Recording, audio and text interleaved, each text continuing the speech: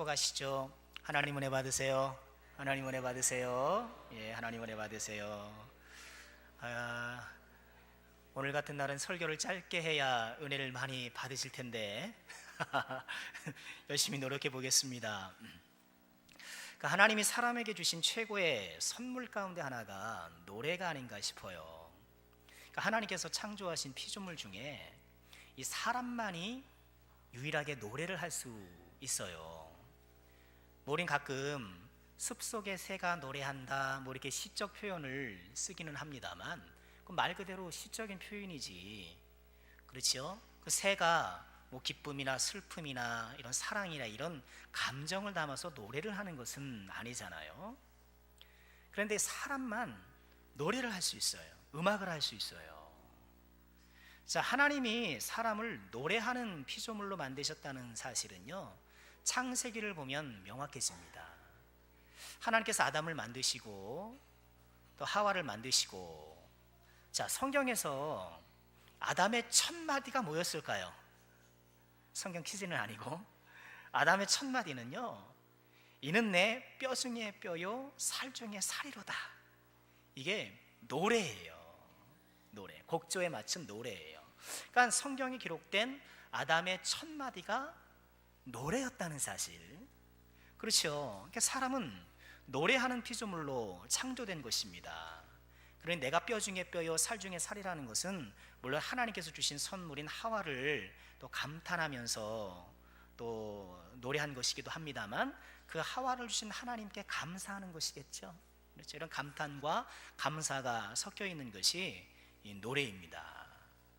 그래서 노래는 하나님을 찬양하는 도구로 열심히 수고해 왔어요. 잘 아시는 대로 시편 150편에 달하는 모든 시들이 노래잖아요. 그러니까 우리가 노래로 하나님을 찬양하고 또 악기로 찬양하고 음악을 동원해서 우리가 하나님을 찬양하는 것이죠. 하지만 하나님께서 주신 많은 선물들처럼 이 노래도 오염이 되었죠. 그래서 오늘날 노래가 하나님을 찬양하고 어떤 사람에게 선한 영향력을 끼치는 것이 아니라 이것이 어떤 인본주의의 도구가 되어서 오히려 하나님과 멀리 멀어지게 하는 그런 악효과가 생기기도 하는 것이죠. 여러분, 이런 의미에서 우리 가족 찬양대회를 하는 것이 참 우리에게 뜻깊지 않나 싶습니다.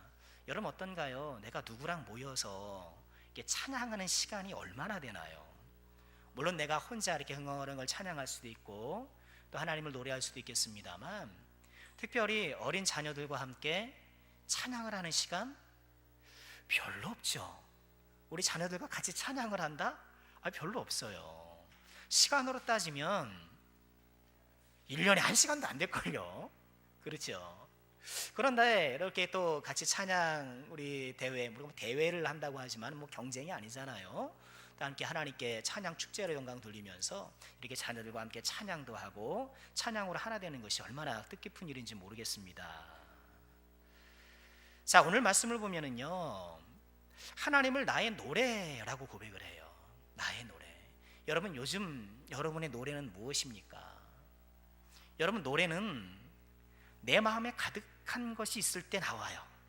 그렇죠. 여러분, 어떨 때 노래가 나오시나요? 여러분, 어떨 때 노래가 나오세요? 기쁠 때, 슬플 때. 저는 배부를 때.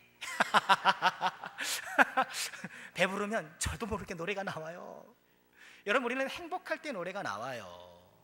그러니까 하나님이 나의 노래라는 것은 내 마음에 하나님이 가득하고 주님 주신 은혜가 가득하고, 그래서 성령의 기쁨이 넘칠 때 우리가 노래로 하나님께 나가게 되는 것이죠. 뿐만 아니라 이 찬양은요, 기쁠 때도 우리에게 의미가 있지만 외롭고 힘들 때 이 찬양이 또 우리에게 힘을 주지 않습니까? 때때로 1시간짜리 설교를 듣는 것보다 3분 5분짜리 이 찬양 한 곡 듣는 것이 오히려 더 큰 위로가 되고 용기와 힘이 될 때가 있어요. 이거 찬양의 위력 아니겠습니까? 오늘 우리 오전 본문이었던 사도행전 16장, 바울과 실라가 빌립보 감옥에 갇혀있는 그런 상황이었잖아요. 그 앞부분 우리가 나누진 않았습니다만, 여러분, 바울 사도가 빌립보로 가게 된 계기가 뭔가요? 드로아라는 곳에서 환상을 봐요. 환상을 보고 마게도냐 사람들이 나와서 건너와서 우리를 도와달라, 이런 환상을 하나님께 주셔서 거기에 순종해서 에게를 건넜어요. 우리로 치면 뭐 저 대한해협을 건넜다고나 할까요? 이렇게 바다를 건너서 마게도냐 그리스 지방으로 간 거예요. 아니 그러면 하나님께서 보내주셨으면, 하나님께서 가라고 하셨으면 어떻습니까? 마게도냐에서 일이 뭐 탄탄하게 진행돼야 되잖아요. 일사천리로 일이 다 진행돼야 되잖아요. 근데 그렇지 않고 오히려 복음을 전하다가 감옥에 갇혀버리고 말았던 거예요. 여러분, 우리가 인생을 하나님의 뜻대로 산다고 하지만 때때로 우리가 감옥을 맞이할 때가 있어요. 뭔가 내가 갇힌 상황에 처해질 때가 있다는 것이죠. 그런데 바울과 신라는 그 감옥에서 어떻게 했나요? 잘 아시는 것처럼 뭐 했어요? 한밤중에 바울과 신라가 기도하고 하나님을 찬송하며, 기도하고 찬송하며. 여러분, 어떤 일이 생겼습니까? 옥문이 열리고 매였던 착고가 풀려지고. 여러분, 이것이 찬양의 위력이 아닐까요? 여러분의 가족 찬양 우리가 하나님 앞에 올려드리면서 함께 찬양을 하나님께 영광 올리는데, 여러분, 한밤중에 찬양한 바울과 신라처럼 우리 인생의 어두운 밤이 드리워졌을 때에, 우리 심령의 어두운 밤이 들어졌을 때에 이 찬양으로 말미암아 마음의 감옥이 풀려지고, 그렇죠? 우리 심령을 채웠던 착고가 풀려지고, 이런 찬양 위력들을 경험하는 우리 모두가 될 수 있기를 주의 이름으로 축원합니다. 여러분, 찬양 얼마나 우리에게 주신 하나님께서 주신 귀한 선물입니까? 여러분, 오늘뿐만 아니라 우리 틈틈이 또 하나님을 찬양하고요. 특별히 우리 자녀들이 계속 세상 음악에 노출되어 있잖아요. 그렇죠? 계속 끼고 듣는 게 다 세상 음악이에요. 그러다 보니까 나도 모르게 이게 세상 가치관에 경도될 수가 있고 거기에 내가 물들 수가 있는데, 여러분, 우리가 그것을 하나부터 이렇게 다 막을 수는 없잖아요. 또 그런 걸 어떻게 강제할 수도 없어요. 그렇지, 강제한다고 또 되는 것도 아니고. 그래서 또 우리가 할 수 있는 것이 한 가지 있다고 한다면, 이게 좀 좋은 찬양 우리 자녀들에게 좀 소개시켜주고, 우리 젊으신 부모님들은 좀 mp3 이런 게 많이 있으니까 좀 카톡으로 좋은 찬양도 자녀들하고 나누면서 함께 또 찬양을 해본다면 어떨까 싶습니다. 자, 이쯤에서 말씀을 마쳐야겠습니다.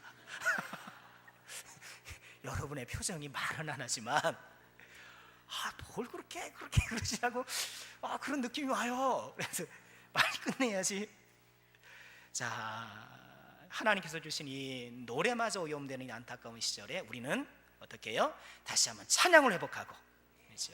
우리 가정이 찬양을 통해서 사랑과 화평이 넘치는 우리 남성교회 모든 가족들 다 되시기를 주님의 이름으로 축원합니다. 기도하